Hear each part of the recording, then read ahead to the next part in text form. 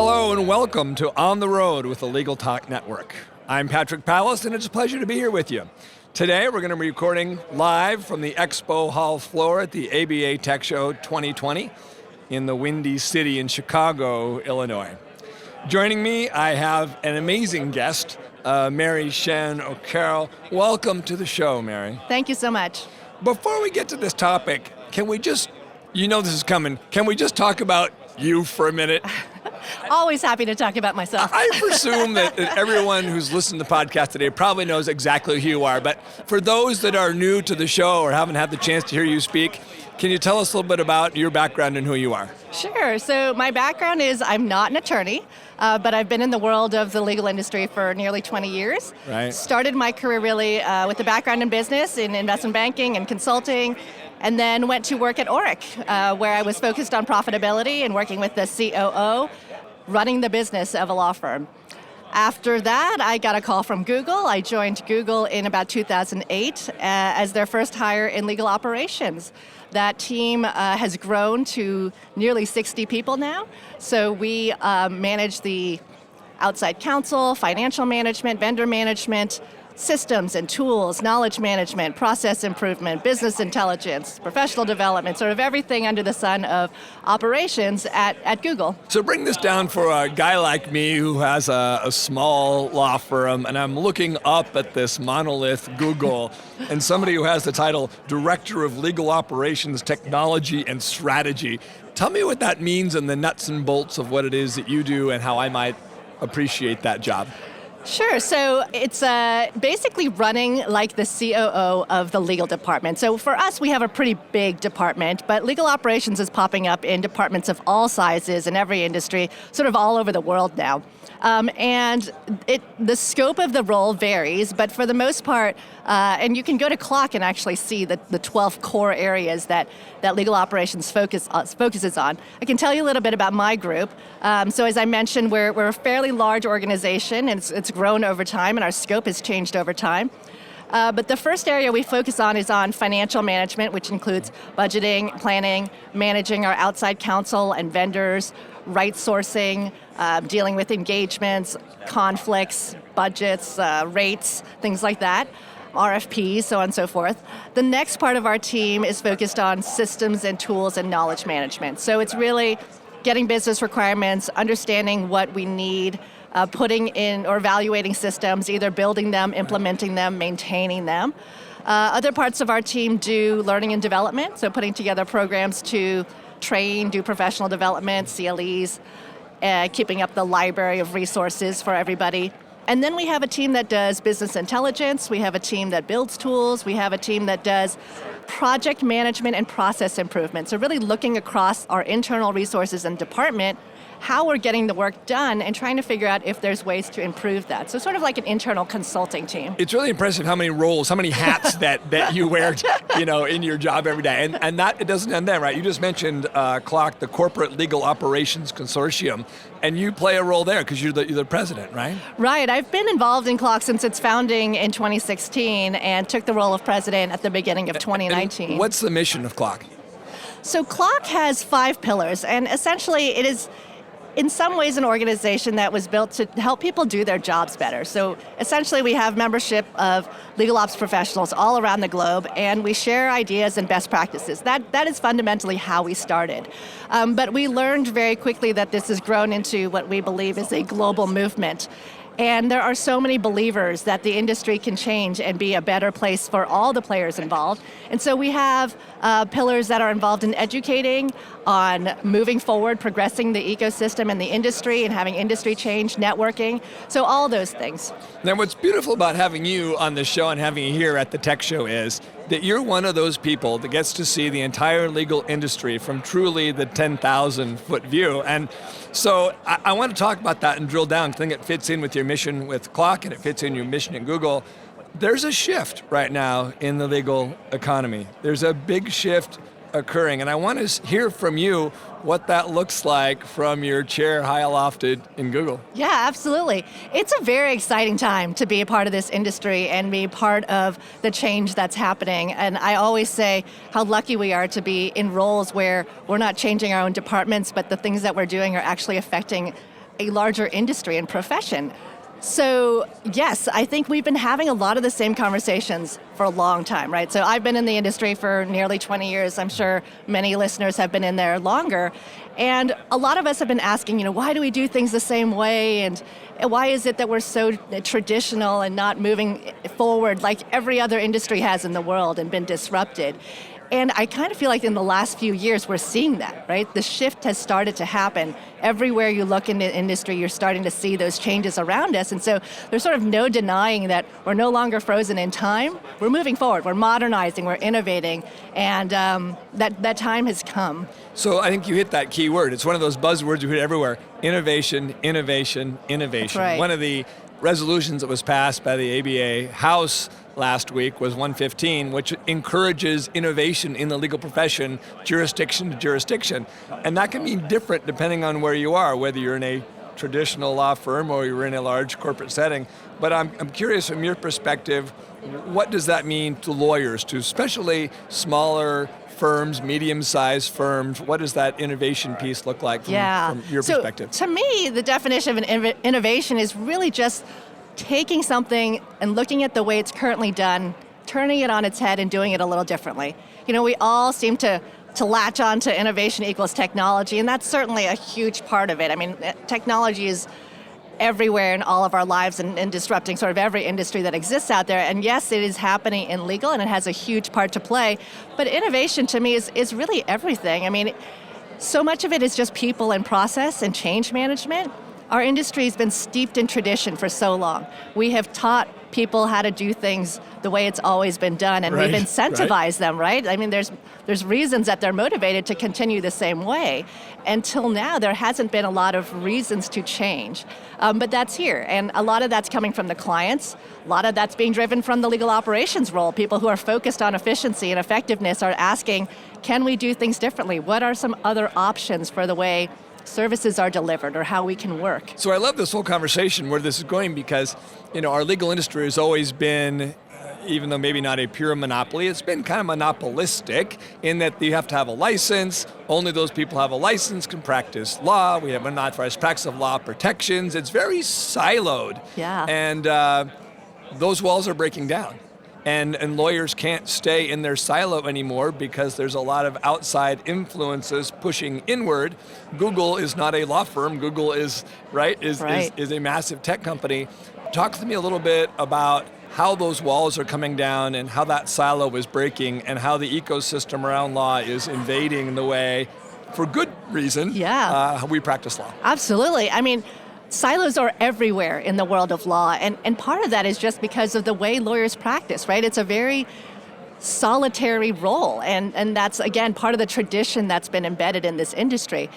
And the way the whole world is becoming more connected, the whole world is starting to collaborate more, and every part of the business needs to be more integrated and can't just work in these silos. And legal has stood on an island for some time, and now those walls are changing and breaking down. So legal now has to keep up with the pace of the rest of the business and is becoming integrated, is an advisor to the rest of the business. That role of the GC, that role of the legal department has fundamentally shifted and is going to continue to change. And so as we are getting more pressure to do things faster and better and move at the speed of business, we're starting to ask those questions of how can we deliver value? How can we do things differently? And the ecosystem is there, right? So instead of only being able to work with law firms, now you have a whole bunch of different options. And it's not just the big law firms that we need to work with. It's small law firms, it's regional, it's specialists, it's alternative service providers, it's leveraging technology. So all these worlds are coming into play, and the ecosystem is becoming kind of where we play now, and it is not just within our own worlds and silos. We have to work together to get the work done. Well, there's lots of levers here that get pulled, and one of the levers, it seems to me, is that shift that's coming from outside the profession inward of being consumer-centric, right? Google, Amazon, Microsoft, huge influences to give consumers what they want by looking at the consumer needs first. Lawyers are kind of famous for being lawyer-centric. We know how to practice law. Right. We know what you need. We know how we're going to deliver our legal services. That's right. Talk about that influence, particularly where Google comes from, how that's changing. This consumer-centric vision is changing the practice of law. Yeah, well, if you think about it, for so long, the business model of the law firms has been at odds with what the value that legal departments or corporations are looking for. So if you think about it being more customer focused and client focused, we're really looking for the whole industry to change and to think about what the clients need. And the clients are asking for value and results and innovation. And that's, again, sometimes at odds with the billable hour and the model that's selling you time rather than efficiency and effectiveness and getting stuff done at the speed of business. You've talked a little bit about this change in operations, particularly legal operations, and I think this feeds into what you're doing with Clock. Why is this operations piece so critical to delivering legal services and meeting consumer expectations?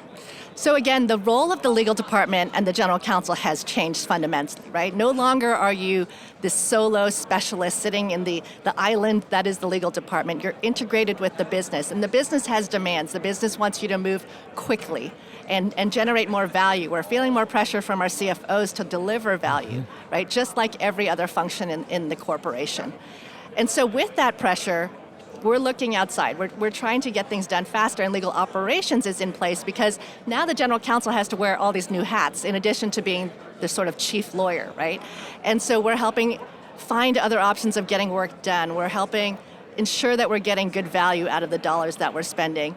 And when we're doing that, we're looking outside the walls of our own department now, and we're asking folks to work with us to deliver things with more value, deliver things faster. And that's creating a demand in the market for something that never existed before, right? Demand for more technology and automation, which the legal industry hasn't asked for in decades. We're asking for different pricing models, different ways to deliver the work, which could mean disaggregating it, using legal project managers to bring it all back together.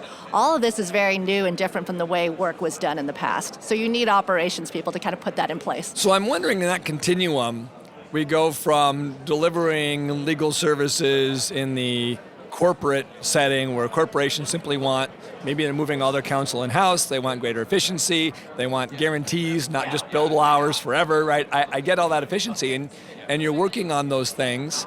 I'm wondering how far you continue that continuum out. Do we get somewhere where we're affecting access to justice now, rather than doing one-on-one representation, it's one-on-many? We're finding, yesterday we talked about online dispute resolution as a tool, retooling the court systems, changing some of the rules. How far does the mission that you have at Google and the mission you have at Clock extend into bridging the access to justice gap with the tools of efficiency and tech? It's a great question. So in both my roles, obviously we're very focused on the corporate legal department and delivering services to corporations.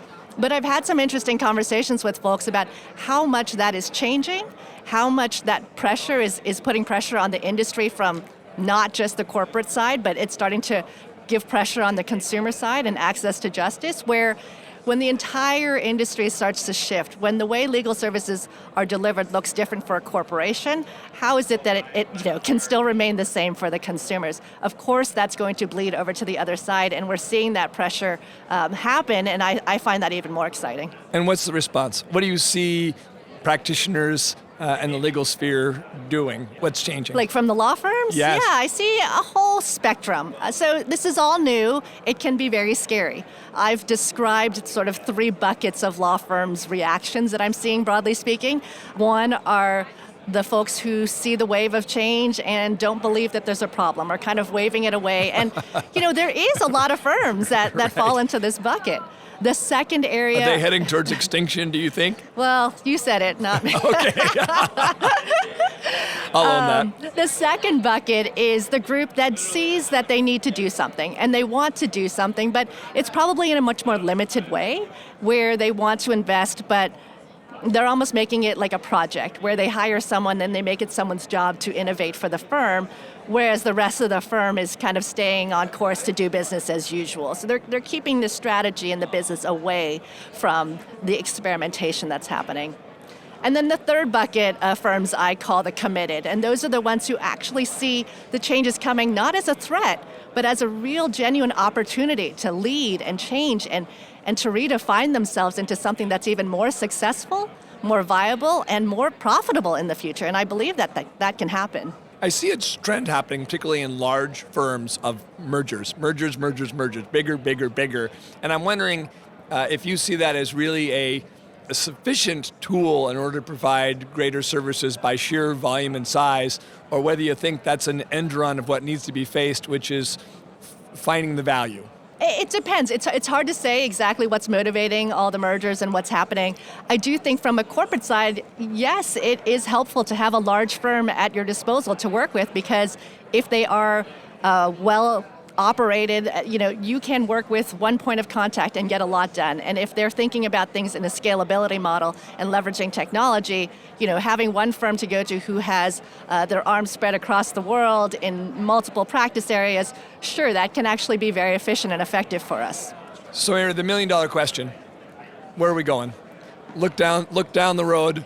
Tell me what the horizon looks like from where you are. Now, unfortunately, I wish I had the answers. Right. Because the crystal ball is right here. Don't you see it? It'd be fantastic if I could come here and tell all the firms and tell everyone what needs to happen to be that successful firm in the future, but we don't know. What I do know is that it's going to take all of us working together and to collaborate in order to get to the future that gives everyone the value and the sustainability that we need. I love that. I love that vision.